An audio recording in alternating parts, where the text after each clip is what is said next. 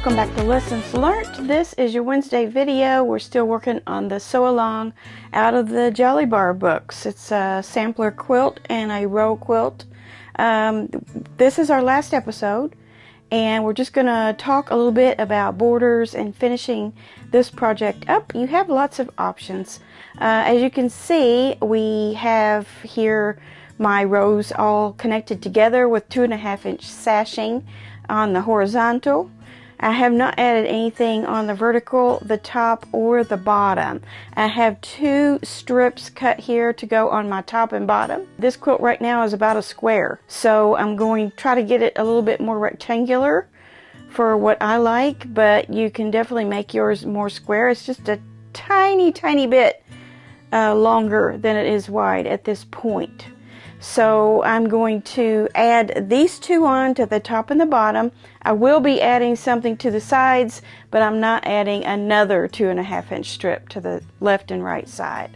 So you can be done right now by adding 2.5-inch strips of your background all the way around, and you're done. That's one option. The other option is what I'm going to show you in the next clip, but first I'm going to go ahead and sew this top and bottom 2.5-inch by 70 strip onto my quilt. Okay, I have my top and my bottom on 2.5-inch strip by width. One important thing before you do that, go ahead and trim your sides if you have some pieces that are longer. Just make sure you have that full 70 inches across and nothing beyond that.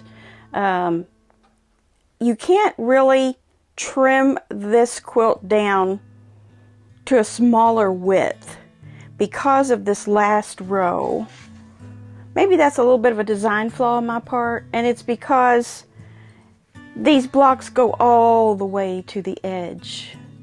So that's why I say that you could be finished with your quilt just by adding one more 2.5-inch strip on the left and right sides. And you see I have my strip on the top there, and see how now my hearts are floating, and then down here on this last row those are now floating, so you don't have any of your print material right up next to where the binding will eventually go. So we have some leftover half square triangles or triangles, and as I mentioned in the Monday video on the chat, if you wanted to go ahead and make those into half square triangles, go ahead, because I'm going to show you what to do with them. And that's what I'm going to do with my quilt, and I will be putting a border all the way around this quilt again. So let me show you what my plan is for the bigger outer border. These half square triangles that you can put together can be as large as 4 inches. So I used my clearly slotted perfect trimmer. It's not this one, this is the 1/2-inch one, but I used the one with the whole numbers on it and cut them to 4. So I'm going to have this 4-inch outer border all the way around my quilt. I have 36 of these. That's an even number. It's kind of hard to deal with even numbers. Things look better in odd numbers like 3s, 5s, 7s, and so on. So I was going to do what forms these colored peaks here, your prints. I was going to do 4 of those on the top and the bottom, and they will be facing outward from your quilt, so your black edges will be towards your last black strip of your quilt top. So you can play with these and do whatever you want with them, but I just think they look the best with a complete point like this. If you leave one end off, it's gonna look odd. See, if you leave one off like that. So you either need to go with those even pairs like that, or arrange them in a different way. You can do them however you want. You can have them all going one way if you want. That drives me crazy. I need to see something that points in towards the quilt instead of things going off of the quilt. That's just me. But play around with them and put them together however you want to do that. I'm wanting to give an effect of a longer quilt, even though it's almost square. So I'm going to put more of them on the sides. So that's why I have these up here. I could just do the 4 triangles on each side evenly, or I could on my left and right side just go ahead and add one more just to kind of lengthen those side borders. So I'm still undecided about should I do 4 or 3 on the top or bottom. And then what's going to get us to the corners of our quilt is filling in with more background. So I'll be taking some of my black and just adding a strip all the way over to the corner on each side, and then the same way with the ones that go vertical. So that way too we don't have to, you know, make it come out exactly the right size at the corners. We can just have, you know, just plan this strip to be in the middle of each side and top and bottom, and then just fill in with the black. So you'll just have a lot of floating on the black kind of thing. But however, this will end up, these edges right here, these colored edges will end up on your very edge of your quilt. So your binding will be going across those, and that's okay, I think. With the row blocks, I kind of wanted to avoid that, but with this, I think it's going to be okay. So let me go ahead and sew these together. I'm just going to sew pairs together first, and then I'll sew those sets of pairs together. And I don't know, I'm thinking maybe I'll just leave the 4. I think it's going to be okay. I have 2, 4, 6 on the top row of those hearts, so that's an even number. I have 6 spools, so I think it's going to be okay. Let's try it. All right, this is a little bit of a strange angle, but I have 3 of my printed points, I'll call it. 5 of those sewn together, and that comes out to 36 inches. Or 35.5 inches is what it comes out to. And so I'm going to add 20 inches to each end of that.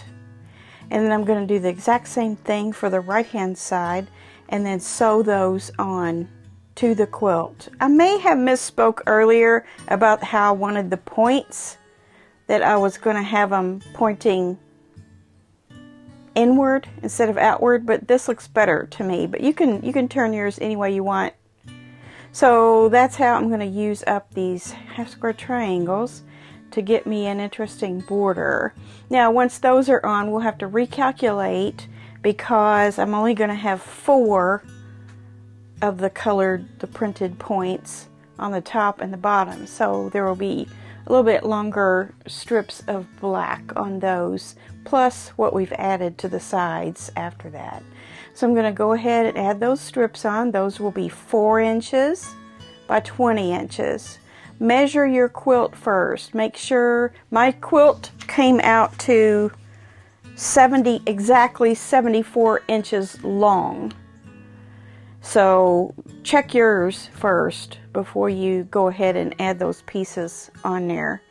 And that's what you're going to see next. I'm second guessing myself all the time. Okay, so this time I did turn the colors towards the inside, and I think I like that better. So you know what they say, you should always listen to your first intuition. I think either way would work. So whatever you prefer if you're doing this. And so now I'm going to go ahead and sew them on. I don't have them sewed on. I just have pins up there just to see. I don't know, I might turn it around again just to make sure. We can change our minds. Not a problem with that. Alright, I'll get something sewed on. When I come back, I'll start measuring out for the top and the bottom, and we'll be done. Yay! Alright, sorry you can't see those sides, but they are sewn on. Now I need to do the top and the bottom, and I'm having another thought. I am going to place it like that, but I think I'm going to add another pair to make another colored half diamond, triangle, whatever you want to call it. And that way all sides will have 5. I think that's what I'll do, because there's just not really, it's almost a square. So yeah, I'm going to put another section on, or should I? I'll let it be a surprise. Okay, here we go. I had to hurry to get the top and the bottom on so that I could take some pictures outside, and it is getting dark, so I had to bring my light out to shine on it a little bit. Terrible photography, I know, and it's wrinkled, but it's done. That's the main thing, right? So this will be a future long arm finish. That will be the next time that you see it. I did want to mention that the top and the bottom, I used 24.5 inches of black on each side of the triangles. So it's an airplane. So if your quilt is measuring like mine, that will work. You can always make it just a tiny bit longer. And yeah. Anyway, it's done. I hope you enjoyed this sew along. It was a little frenetic, if you will. Just trying to get everything to work out math-wise. Thanks for sewing along with me. I think we all learned a lot on this sew along. One might be Sherry needs to write her pattern all the way out before she has a sew along. But that would be a sew along. That would be us just reading a pattern, right?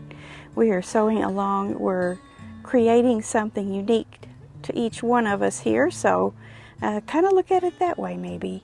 So let me get a little bit closer so you can see all the pretty K-facet colors. Although this is kind of a lighter version of K-facet, and the lighting is doing nothing for it. So check back when I long arm this, and we'll see a little bit better view of it. All right, thanks again, and I'll see you back here on Friday for Finish It Friday.